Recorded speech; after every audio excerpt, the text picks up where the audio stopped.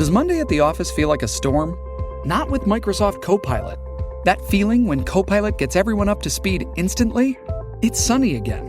When Copilot simplifies complex data so your teams can act, that sun's shining on a beach. And when Copilot uncovers hidden insights, you're on that beach with your people, and you find buried treasure. That's Microsoft Copilot. Learn more at Microsoft.com/AI for all.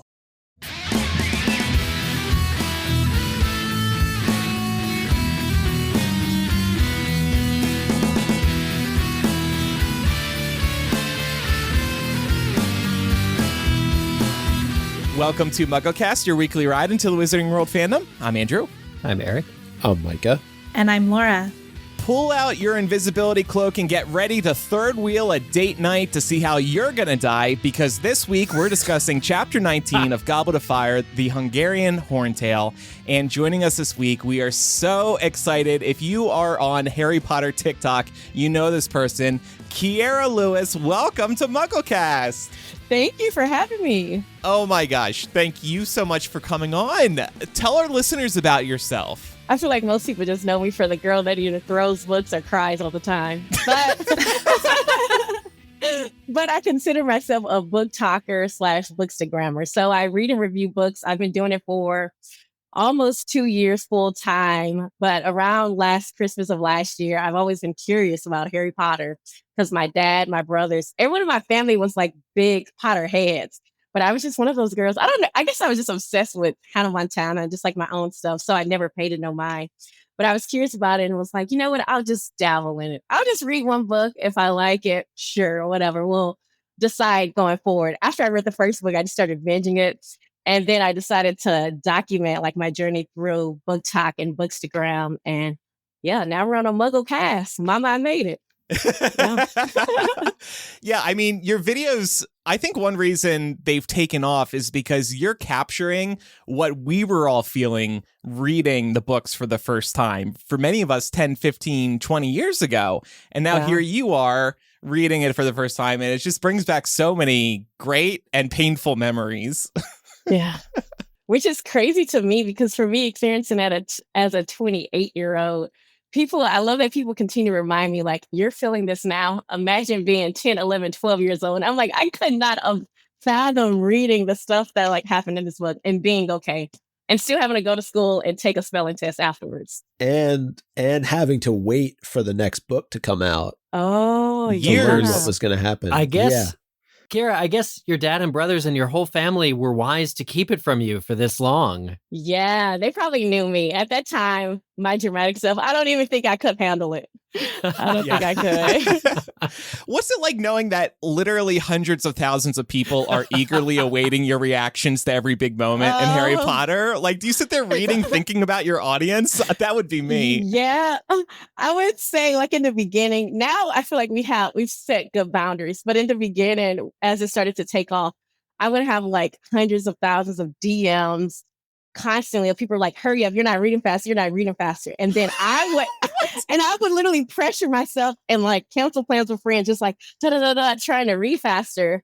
And finally, like I realized I was like, just like y'all had y'all's first time experiencing reading Harry Potter, this is my first time. And I don't want, even though of course everyone's doing it with their good intention, I don't want anyone to like pressure me or like make me lose the joy and the excitement of reading it for the first time. So I'm like, if you get one video this week, that's okay. Because you have to remember like the highs, the lows, I'm dealing with that as well as like posting the videos and pushing out content as well. So it's like double the work for me. Yeah.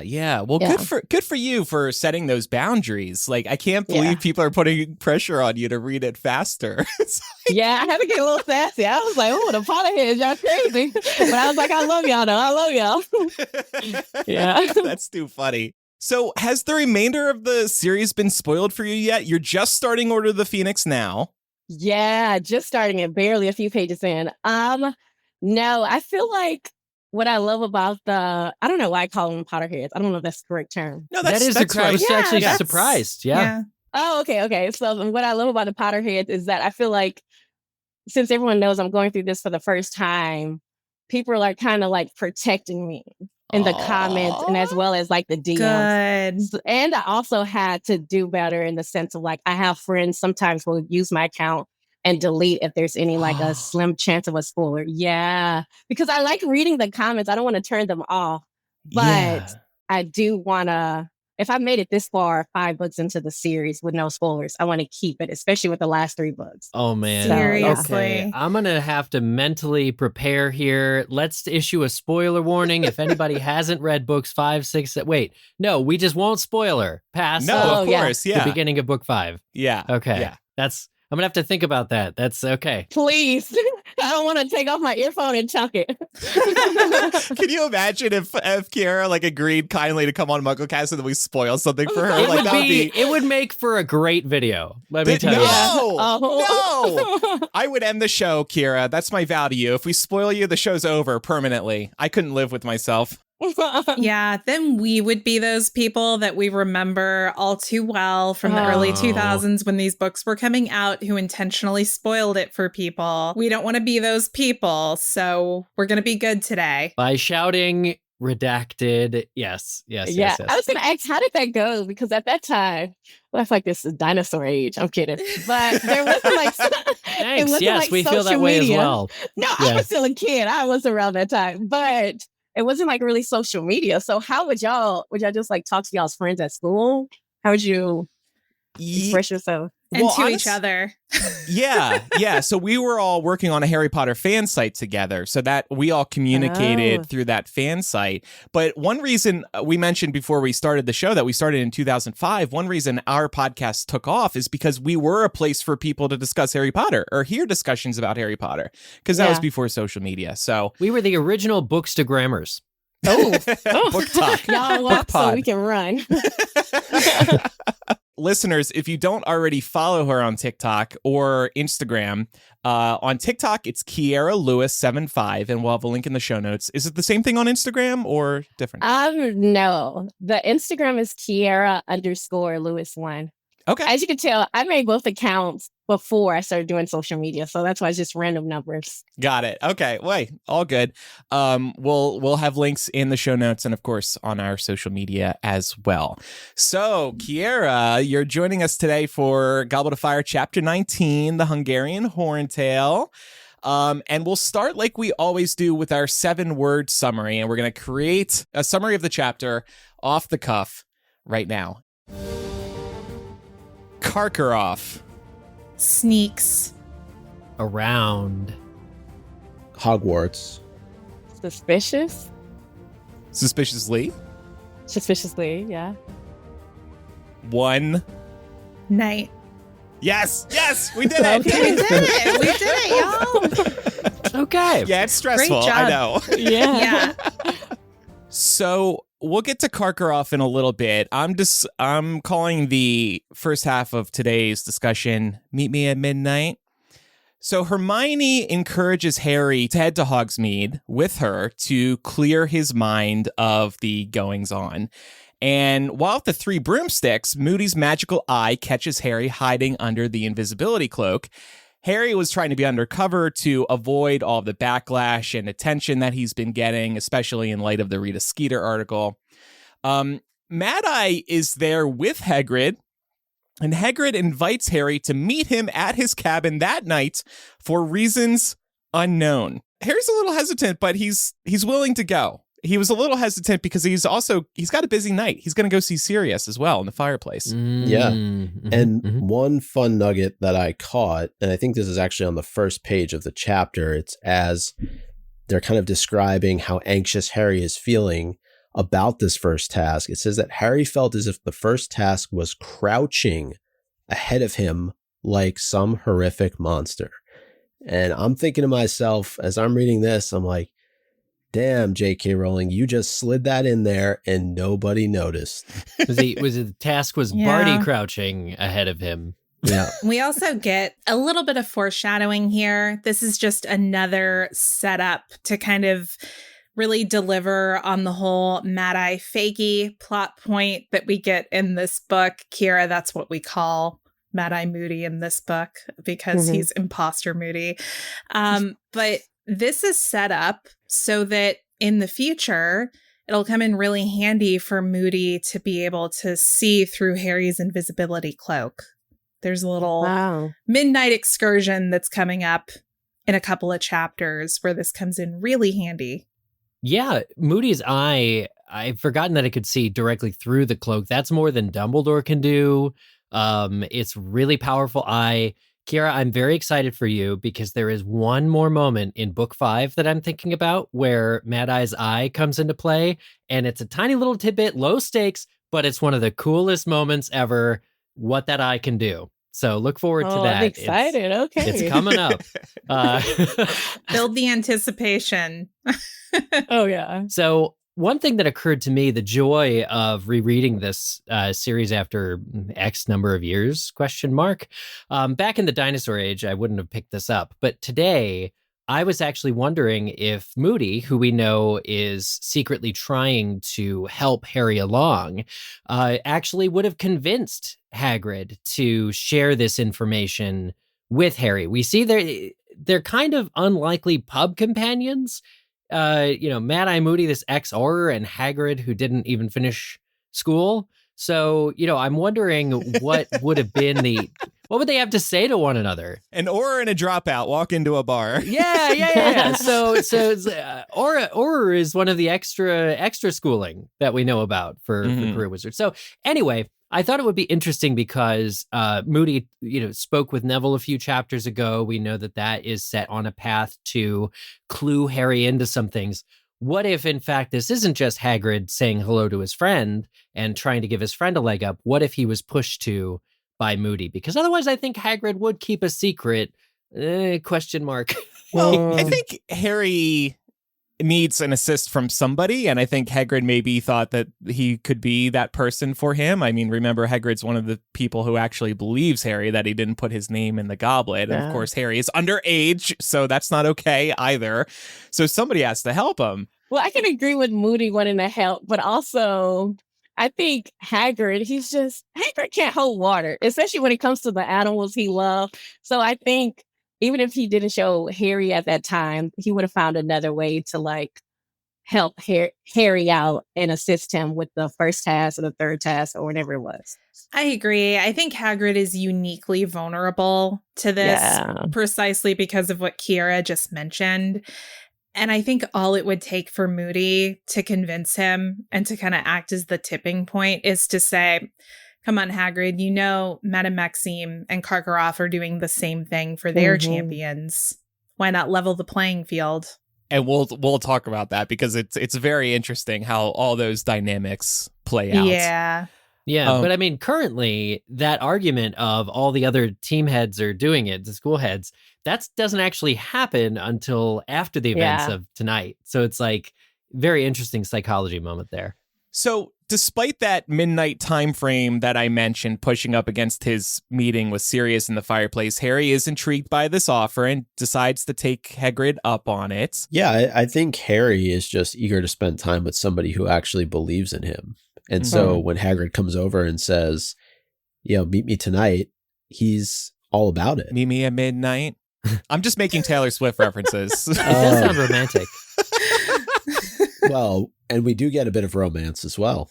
Yeah. Oh, there you go. Yeah. He said meet me at midnight to somebody that wasn't Harry, actually. But for me, too, I have to just shout out Hermione in this moment. 2 weeks have passed since the end of the last chapter. And this whole time, there's a moment where Harry's like, Hermione's not the same. I'm spending much time in the library.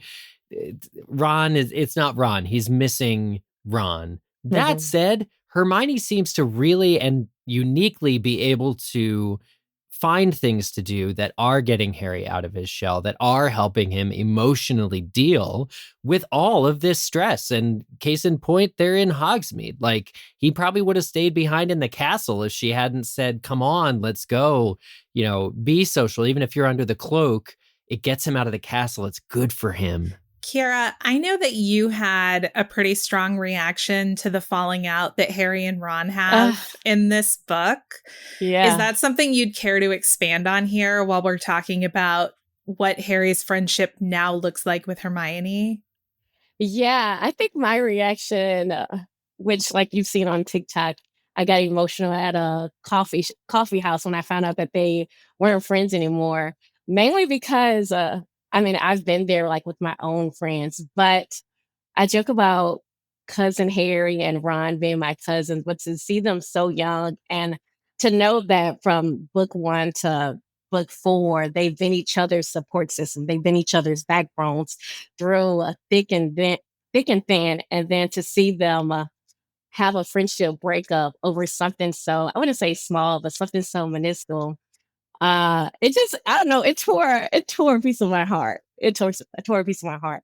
But to also go off of the Hermione thing, I think it also shows that we always talk about Hermione. She's always so serious. She's always so focused on work or school work. But to see her take the slack off of Ron not being friends with Harry and to make him go get the butterbeer, to make him make sure he's doing research for his task, it just shows that, I don't know how to describe it, but I don't know. I just feel like my girl Hermione needs more love. Like, I stan her so much, especially after this friendship, because she had to carry Harry. She had to carry both sides. Like, she would go talk to Harry, then she would run to Ron, and that's tiring. Plus, our girl is doing God knows how many hours at Hogwarts. So, yeah. Yeah, and SPW, she's trying to organize that. Oh, and Snape is calling her ugly. And in this chapter, somebody calls her ugly. It's just all of these things.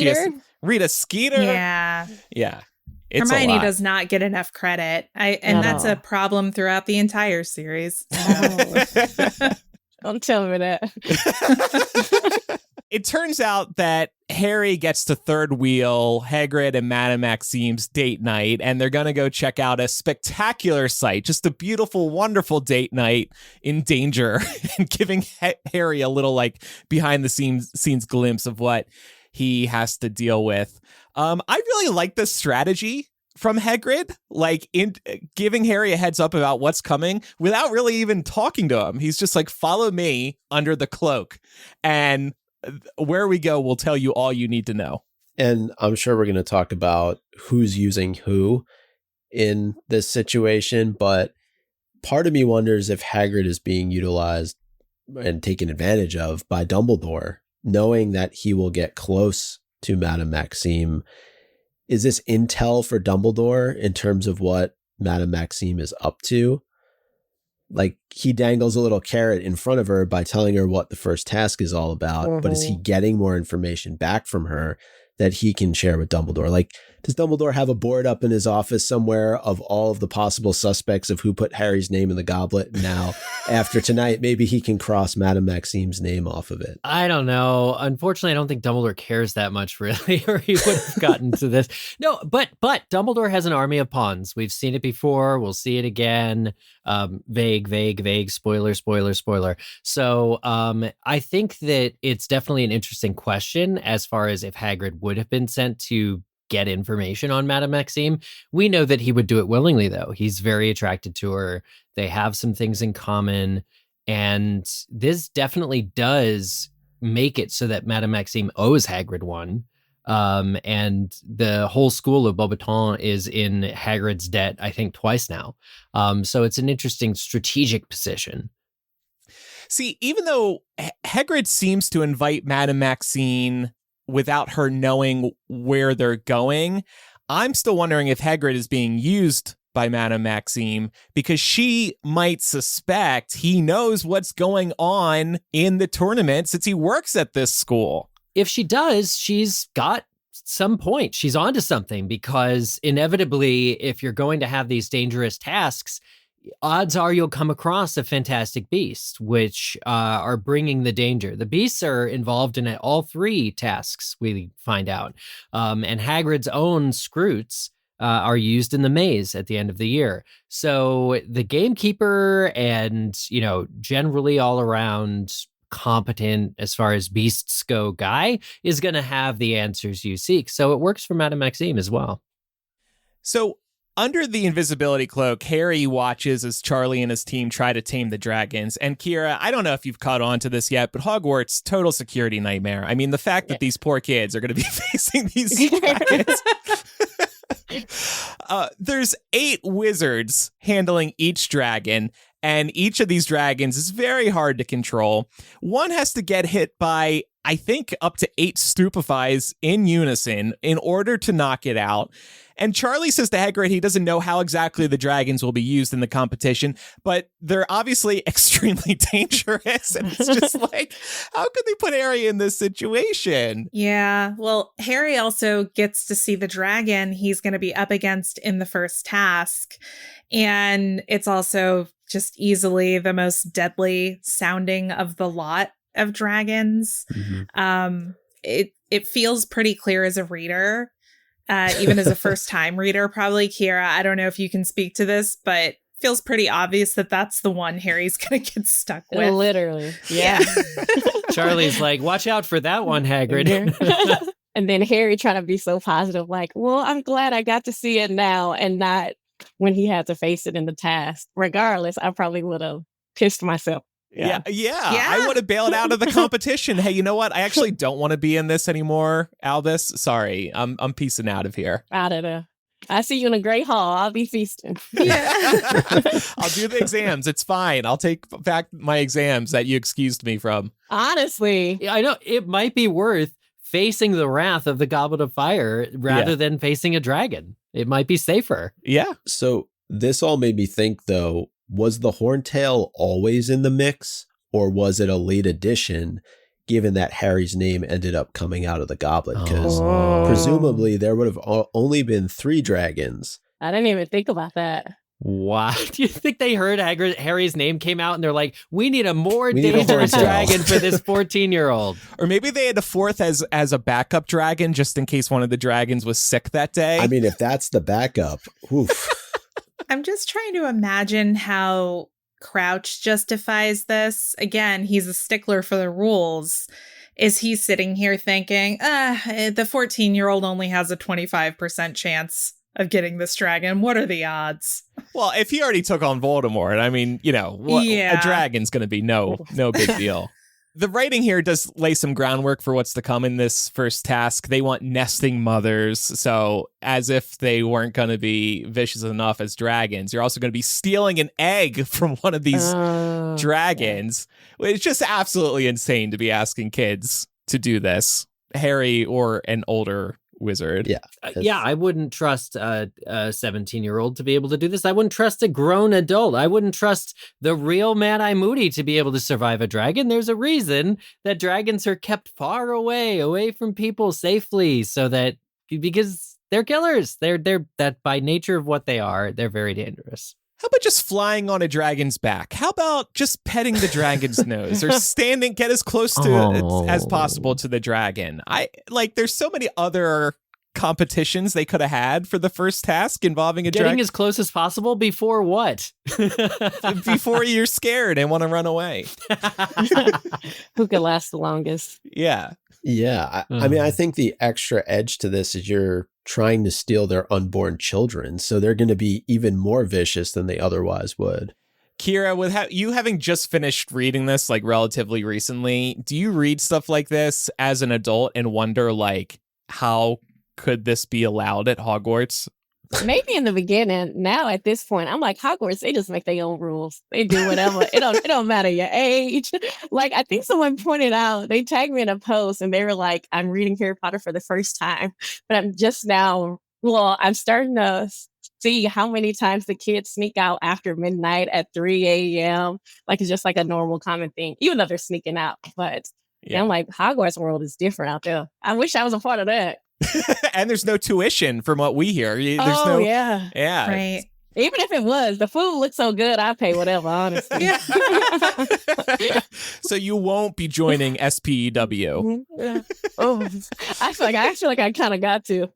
I'll just be like my cousin here. I'll be the treasurer or something, but I'll still be back to diving on and put something on my plate. Thank you. Can you tell us why you call him Cousin Harry? Because you always call him Cousin Harry in your videos too, and it's great. I do, because I feel like we're family now. We didn't make it so far. Oh, yeah, I love that. We're family now. So whenever my cousin hurts, I hurt.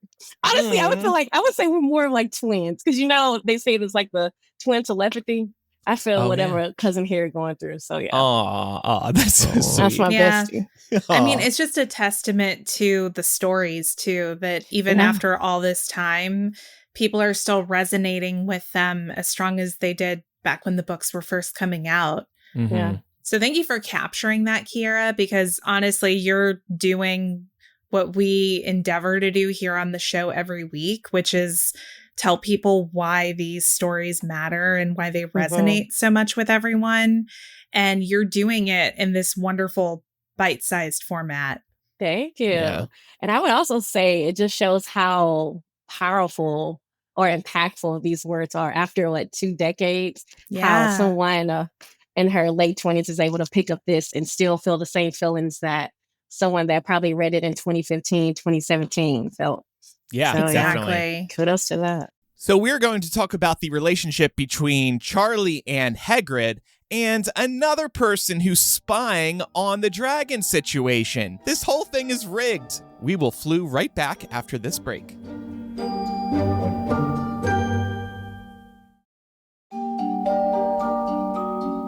One thing that I love, as best as I can follow the plot of kind of behind the scenes that happened here, is that Charlie Weasley's in town. He is obviously in some capacity keeping the dragons safe on the grounds of Hogwarts.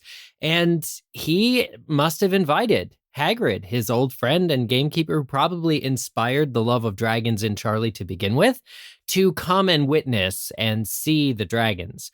That said, as nice of a gesture as that was, there's a funny bit, which I definitely missed before, where Charlie warns Hagrid that the real eggs are counted. And he warns Hagrid not to touch. He trusts Hagrid, but not too well, apparently. Yeah, when I was reading it today, it says something like, I guess when they brought out the eggs, Hagrid did a moan out of awe, and that's when he said that. And I was like, gotta love Hagrid. Him and his animals. Well, Charlie has to be thinking back to the end of Sorcerer's Stone when he and his friends had to come pick up Norbert. He said, I'm not making another trip. Yeah, that's a not too distant memory for him. And he's probably thinking about the sketchy means by which Hagrid obtained his last dragon egg and making sure to put it out there that the eggs are all accounted for, so stay away. Yeah. So Harry's seen enough. He's delighted that he now knows what's happening in the first task, let's say. And as he's on his way out, he bumps into Karkaroff, who's going to spy on the scene too. And now he's going to be relaying this information back to Krum.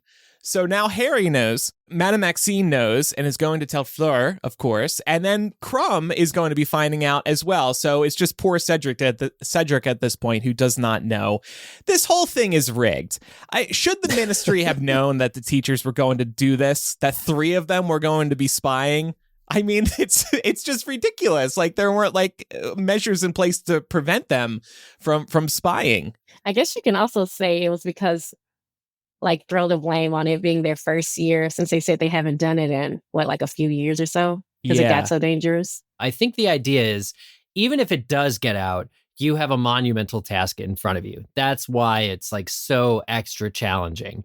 Because the dragons weren't going to be on the grounds until the week of, or really soon too, it's still an enthralling challenge, even if the information does leak. Are we to believe that Dumbledore doesn't know what the tasks are? Oh, he knows. He definitely knows. He knows Yeah. if they're Good question. spying, or he knows because he's talking to Ludo. And Andrew. Is he not supposed to know? Well, he had to know, because otherwise I bet there's a rule about bringing dragons into the school. I bet you can't bring dragons onto the school grounds without Dumbledore having to lift a protection or something. So we're bringing 4 dragons onto the grounds. We can't tell you why, or we can tell you why, I guess, since it's your school. But then it's unfair if Albus knows and Karkaroff and Madame Maxime don't know, isn't it? I mean, benefits of the host school, maybe, but cheating. to your point, though, they're housing dragons. They're about to set up this huge task in his lake, and they're going to bring in this maze with all of these dangerous creatures. I mean, for security reasons alone. Oh, wait, never mind. Yeah. That's the end of that sentence. Dumbledore loves the drama. You say it all the time, Andrew. He's just sitting there. He's at it with the Dumble drama again. Ooh, this is fun. This is so much fun. This chapter did remind me, though, that the heads of house don't know, or the heads of their school don't know what the challenges are. And that does raise this question about Dumbledore, because who planned these tasks? Like, who actually devised this is what we will be having them do? Ludo, probably. But like, I would have assumed it would have been in consultation with Dumbledore. And if it is in consultation with Dumbledore, then it's also right for Maxime and Karkaroff to be there. I also just wonder if the idea of keeping it secretive, but then, the headmasters of the various schools finding out what the tasks are going to be is kind of an unspoken tradition at this point. This tournament's happened hundreds of times in the past, and it just seems unrealistic to expect that these things wouldn't come out. I mean, we see Dumbledore talk about secrets breaking out at Hogwarts as early as book 1, where he's like, hey, everybody who knew anything about what happened between you and Quirrell, down in the third floor corridor has been sworn to secrecy. So naturally, the whole school knows. Like, he knows that this is the reality of working in a school with adolescents. It's just really hard to keep the lid on things like this. So I don't know. I feel like it might be a matter of best intentions to say they keep it secret, but it doesn't really happen. I guess it's just interesting that Karkaroff and Maxime are actively trying to get the information and support their champions. But in the case of, like, Harry seems to also be getting that support through Moody, through Hagrid, and through others, as we'll see in later chapters. But what about Cedric? Like, he's just like, nobody's helping this guy out. Actively, like, we don't see Sprout coming in on his behalf as his head of house. We don't see Dumbledore doing anything. Like, I don't know. That's kind of messed up. It is messed up. Although this opens an opportunity for Harry to help him out, of course. Yeah. But it was raised earlier. Could it have been Mad-Eye Fakey who put Hagrid up to it? But maybe Dumbledore could have put Hagrid up to it. Kind of insert a middleman there to avoid catching blame for sending Harry over to check out the dragons himself. I could see Dumbledore. He's always like the wise grandfather looking out for Harry. So yeah, he's a little trickster. What are your impressions on Dumbledore so far? Because I'm a big fan in general. I was gonna say so far, I like him. I like his wisdom. I love that he's always like there to comfort Harry or to like guide Harry. He's like his guidance system while navigating Hogwarts in this world. Yeah. Yes. So I stand him. Yeah. So the second half of this discussion I'm calling Meet Me at the Fireplace. So Harry gets back for his rendezvous with Sirius, and he gets to unload on Sirius like he's a therapist. He's sharing all the things that have been bugging him. Here's one of the few people that are actually on his side, will continue to talk to him, that believe him, all of that. And it's a relatable moment when a lot has been boiling up inside you and you feel like you don't have anybody to share it with. And then you finally are able to let it all out on somebody. But maybe Sirius is up to something else too, Micah? Yeah, besides I being think a therapist? He's also, besides being a therapist, or maybe part of his job of being a therapist, as we all know probably, is he's taking notes, right? I think we're going to talk about this in a little bit, but he's actually really good at putting the pieces of the puzzle together from reading the Daily Prophet. And Harry's info dump might have important nuggets that right at this moment Harry can't see for himself. So I think Sirius is intently listening. He's letting Harry just pour it all out, but with a kind of a side quest in mind. And so we also get a bombshell from Sirius. Karkaroff is a former Death Eater who got out of Azkaban after making a deal with the Ministry to give up names of other Death Eaters. And Sirius also suspects that Karkaroff is the one who put Harry's name in the goblet. And it doesn't matter that Karkaroff was feigning outrage at Harry's name coming out, Sirius says, because Karkaroff is a good actor. He was a good enough actor to cut a deal with the Ministry. Yeah, and we don't know it at this point in Goblet of Fire, but this is the deal that also landed Barty Crouch Jr. in Azkaban, which is... And the circles, the truth, the spirals. It's wonderful. And the other thing that I think is important, we've talked about this in prior episodes, is that we also get that confirmation from Sirius from his own time in Azkaban, saying that the Death Eaters that are there are not very happy with people like Karkaroff, who kind of sold himself for... Yep, exactly, snitched. Yeah. And there's probably a few others like him we can reference. Yeah. Here. It's just so wonderful from a lifelong Sirius Black fan to not only see Harry's godfather, be able to interact with him, that Harry gets to interact with him. I mean, this is the first real conversation they have since that amazing night when he escaped on Buckbeak. But the ability for Sirius to be able to use the information he has from being in Azkaban, very few people could tell you what it's like in Azkaban, and even fewer people could tell Harry relevant information that pertains to the plot of this year at Hogwarts. So it's a wonderful, and I think really feels organic way for, this information to be conveyed to Harry, and also for the world building that's being done to have Sirius be able to be in the position where he can help Harry out is fantastic. So speaking of helping Harry out and using the knowledge he has to kind of help Harry be aware of how many former Death Eaters he might be around, I find it really curious that he doesn't share anything about Snape here, because in the same trial that we see Karkaroff having a little bit later in the book, he names Snape as a former Death Eater. He tries to use that as collateral to get himself out of Azkaban. Dumbledore vouches for him in that instance. But I think it's really interesting that Sirius here says, hey, this professor who you've only known for 30 seconds because he's at your school for the tournament, he used to be a Death Eater, but the guy who tried to get me the Dementor's kiss last year and who has tormented you during school is also a Death Eater. I just find it really interesting that he doesn't do that. Laura, I think you've uncovered the biggest proof that Sirius has emotionally grown since childhood. We always talk about how stunted Sirius is from that time in Azkaban, but given a chance to throw his school rival under the bus, he doesn't take it. So I don't know. I think for me, Snape has been vetted by Dumbledore. That's what you said. It works. Like, Sirius can't. I trust him. What can I say? Yeah, he might feel like it's not his place to reveal that sort of thing. But if it were to protect Harry, he absolutely would. But yeah, I think it's just given that how heated things got between Snape and the Marauders at the end of the last book, I think Sirius is just taking this moment to sit it out. If Snape were at all guilty, Sirius surely has the confidence that Dumbledore would be getting to the bottom of it. It has to be an outsider, which it is.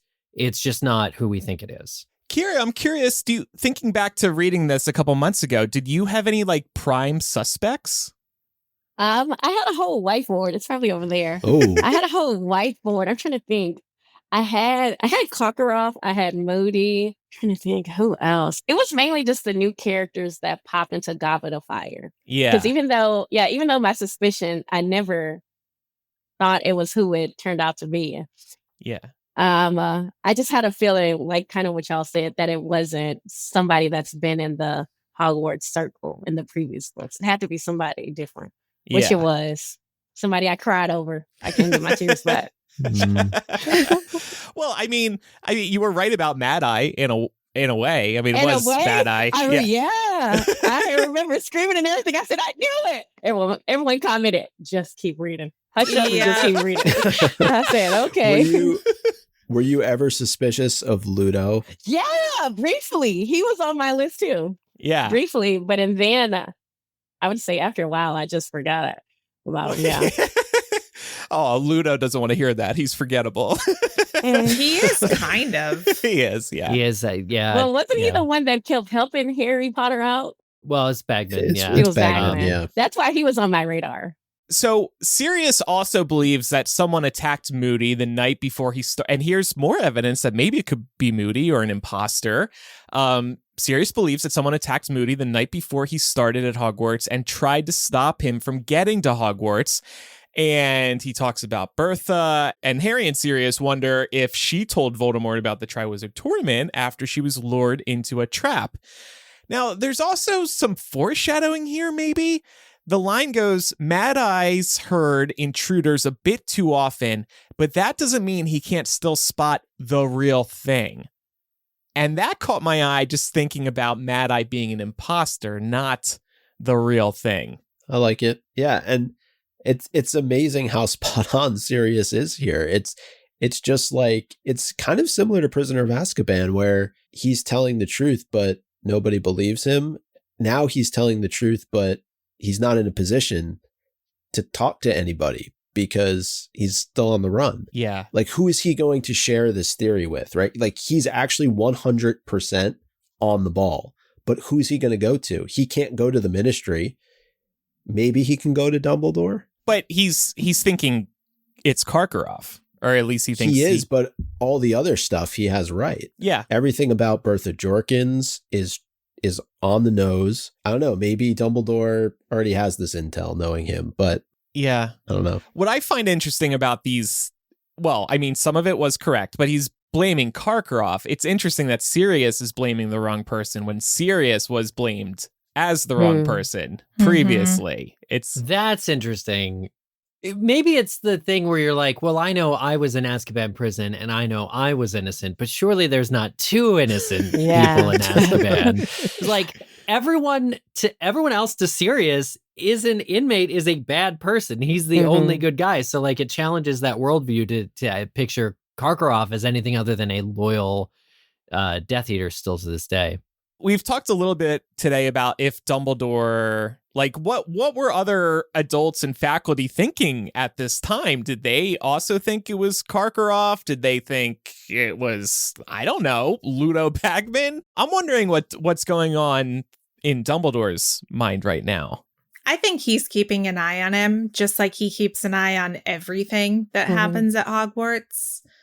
I mean, he remembers, and I have to think that for other members of the faculty who remember the First War, they're probably a little uneasy being around this person. And honestly, we could look at a number of historical examples of people who, you know, quote, learned the error of their ways and changed their perspectives, kind of changed their tune and went over to the light side, as it were. And I mean, some of them are still very much members of society today, which can be a little bit unsettling. But I think, again, that's another way that these books are taking examples of things that happen in real life and putting them in the story. It makes it so much easier to resonate with.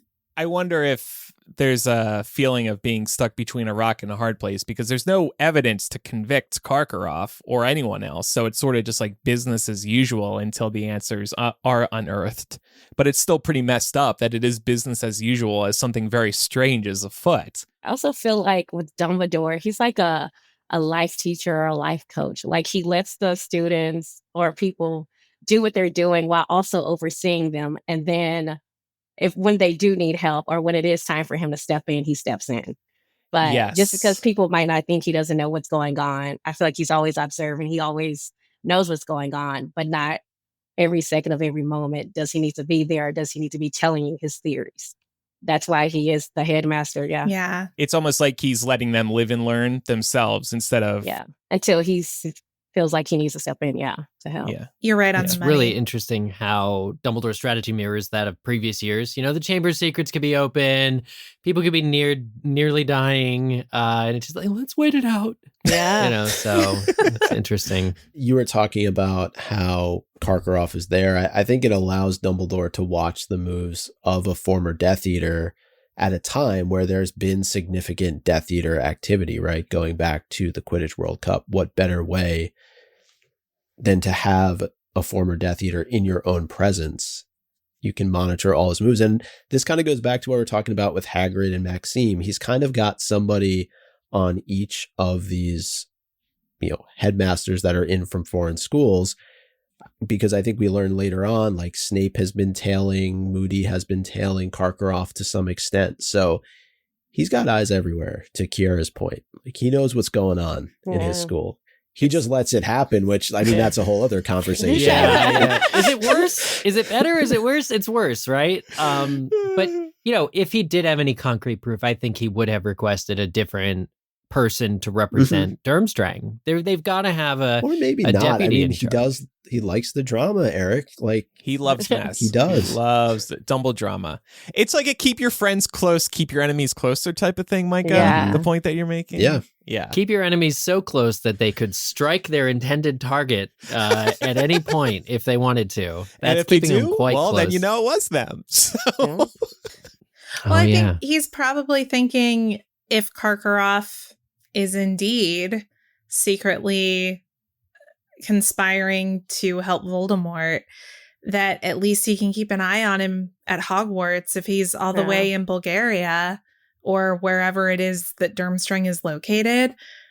He's not going to be able to keep a tab on what any underground Death Eaters are up to.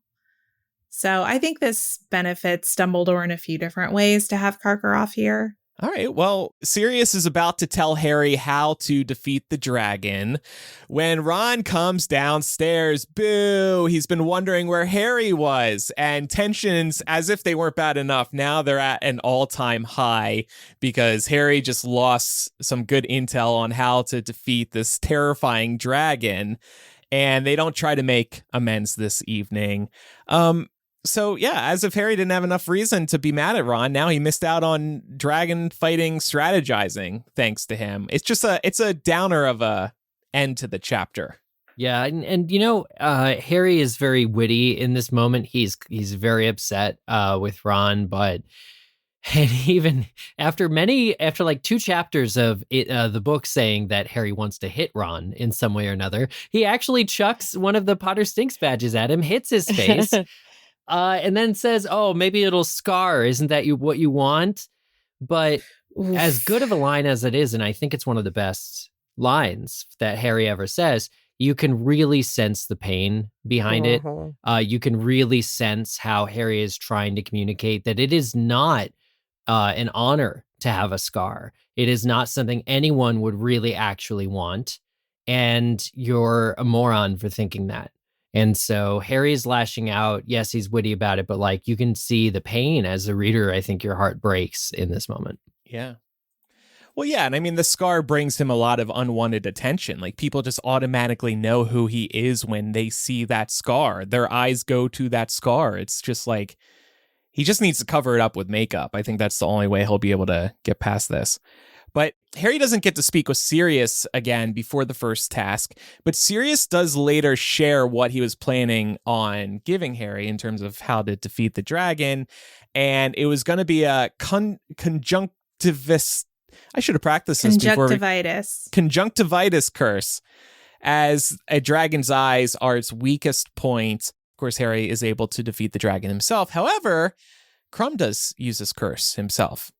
And we learned that in chapter 23, the Yule Ball. So one odd and end I just wanted to address. We do get Rita Skeeter's piece from the Daily Prophet here. It was crazy inaccurate. You can see why Rita brought him into the cupboard to interview him. And just another reminder of how shame should be brought down on the Daily Prophet. Kierra, we've been talking about this a lot. Like, she apparently doesn't have editors at the newspaper. She can publish whatever she wants. Yeah. She definitely doesn't care. Even if she did have editors, she'll send it to print. But it just shows that also, because isn't there like nowadays you have to do like, you have to have proof of what you're saying, or you have to use the word like alleged. So at that time with her newspaper, you could just say whatever you want. And it's crazy because everyone will believe it, knowing that it's Rita Skeeter and she likes to go like her stories are very like outrageous, but like they were saying, Ron's mom read the Prophet and was weary and worried about Harry, even though she knows that Rita Skeeter has told lies and been absurd about everyone in the Hogwarts world. Yeah. Outside. She just sucks on that quick quotes quill to get started, and then she gets to say whatever she wants, which is somebody need to take that quill from her. Yeah. But it's okay. My cousin Hermione handled business at the end. Yeah. She I does. can't wait to get there. That must have been so fun, by the way, as a reader, as someone reading it for the first time, getting to that point in the book. I remember feeling so gratified. Yeah. Yeah, because it honestly happened with like the last 3, 4, 5 pages. So I was like, what's going to happen with reading? What's going to happen? And then knowing that Hermione did what she did, it just made me so proud too. That's my cousin. She was like, right don't worry. Yeah, I was Yeah. like, that's my cousin. We're big Hermione fans here at the show, so you're in good company. All right, well, it's time for our MVP of the Week awards. And I touched on this a little bit earlier. I'm giving mine to Hermione for being able to ignore hurtful insults basically to her face from Pansy Parkinson. And just a chapter after Snape insulted her. And like Kierra brought up, all the other drama that's going on in her life. She has to deal with these attacks too. I'm going to absolutely give my MVP to the makers of these Potter Stinks badges. The Gryffindors spend real time in this chapter trying to dismantle or get them to say something different, and whoever made those badges seems to only make it worse, so they must have done some real good anti-tamper-proof spells. It's real good. I'm going to give it to Charlie Weasley for holding down the first task dragons by himself and probably not getting paid enough by the ministry to do it. True that. I'm going to give mine to Hagrid. He gets 2 for the price of 1 this chapter. He gets to go on a date, and he does Harry a solid. Wow. Good for you, Hagrid. Yeah. I mean, I was going to say Hagrid as well, just for putting my boy Harry on, because God knows what would have happened if he would have saw the dragon the day of the task. Yes. It would have been over, yeah. You said earlier Hagrid couldn't hold water, so I guess he's good for something. Yeah, it is good for something, just like my grandma. Anything you want to share about your grandma? Never mind. Maybe. How long you got? Thank you.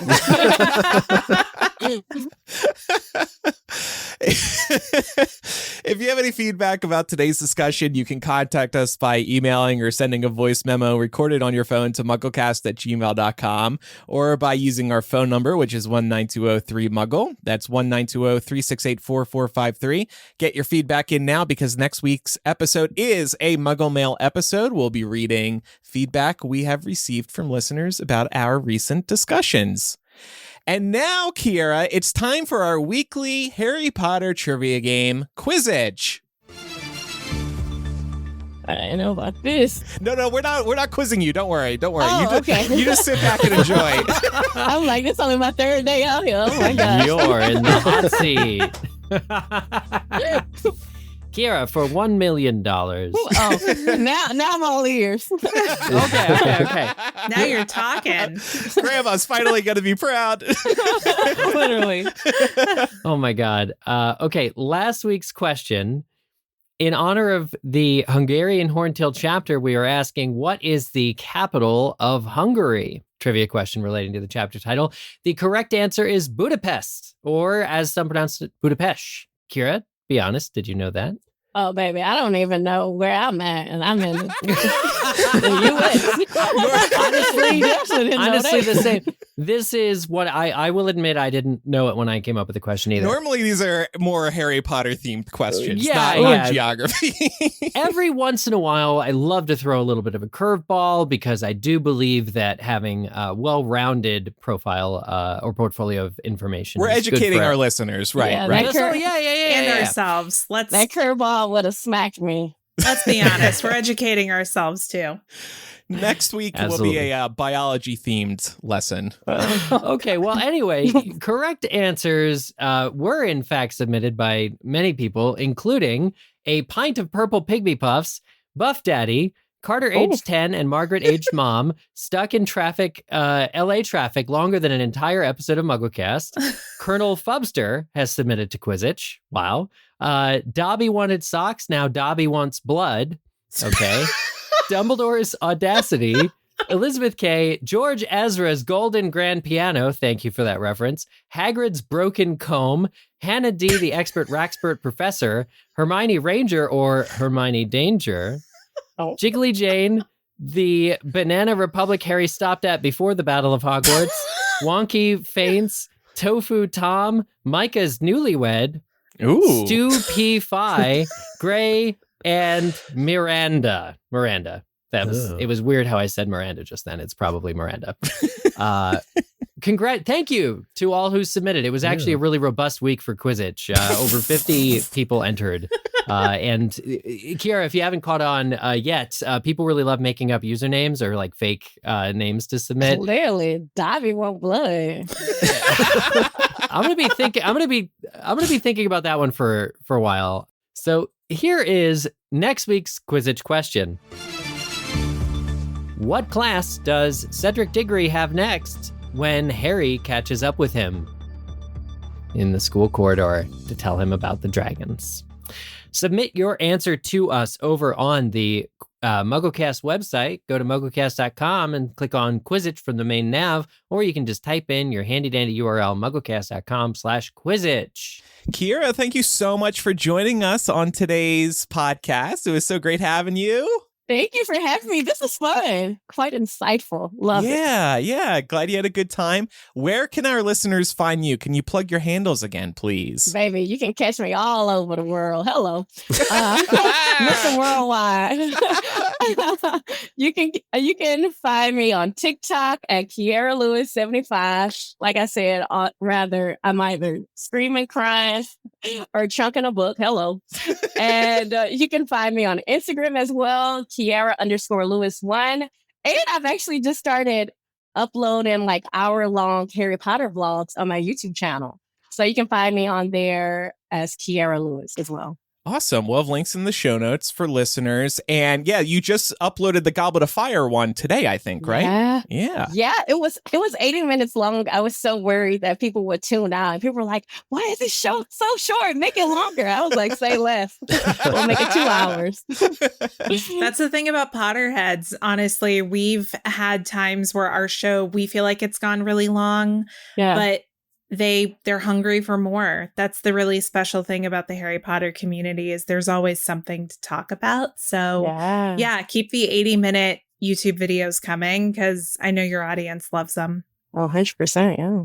Can I ask one more question? So putting aside Harry, Ron, and Hermione, do you have a character that you really like at this point in the series? It's like a small squad, but I would say one of my favorite side characters whenever they're in the book, I really love Fred and George, just like their banter and how they always are like shaking it up, whether it be like with their mom or just like at Hogwarts.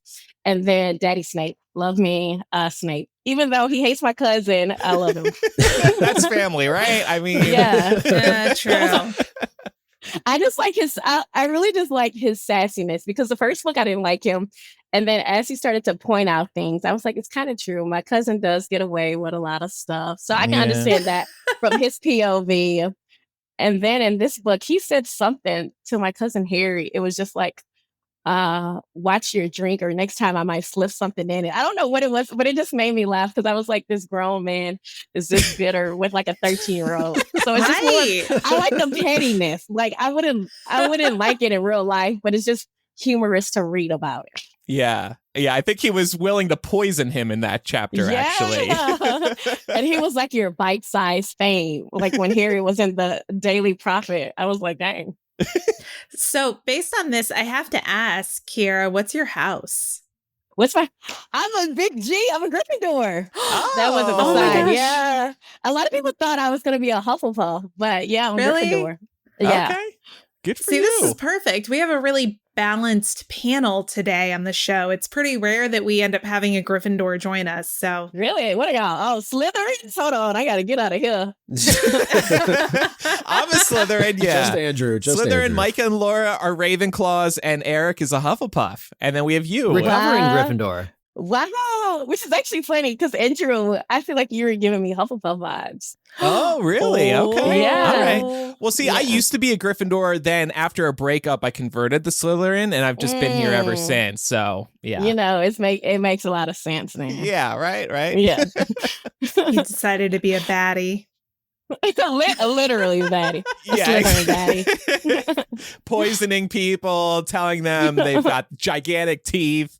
No, I do none of that. Everything. So listeners, visit MuggleCast.com for transcripts and our social media links, our full episode archive, our favorite episodes, and to contact us. And if you enjoy the show and think other Muggles would too, tell a friend about the show. And last but not least, the show is brought to you by Muggles like you. We don't have any fancy corporate or network funding. We're just proudly an independent podcast. So you can support us by tapping into the show on Apple Podcasts and subscribing there, and you'll get bonus MuggleCast installments to thank you for your support. Or you can go to patreon.com/MuggleCast and you'll get those bonus MuggleCast installments plus access to our live streams, our planning docs, new physical gift every year, a video message from one of the four of us, and more. So that does it for this week's episode. Thank you again, Kierra, so much for joining us. We were so thrilled to have you on, and we'll continue watching your Harry Potter journey. Yeah. I'm more invested than ever now to watch you go through these remaining books. Yeah, I'm about to start Order of the Phoenix. I have it over there. I'm about to start it right after this. So awesome! That's my favorite book. So I am so jealous. I'll live vicariously through you. Okay. And don't hesitate just to stop and breathe and talk about where you think it's going to go, because that's something that we all got to enjoy the speculation part because there were so many years between books. So take your time with it and ask yourself, how do I think this is going to end? We'll do. Yeah. Thank you, everybody, for listening. I'm Andrew. I'm Eric. I'm Micah. I'm Laura. And I'm Kierra. And you're watching Disney Channel. Bye, everyone. Bye.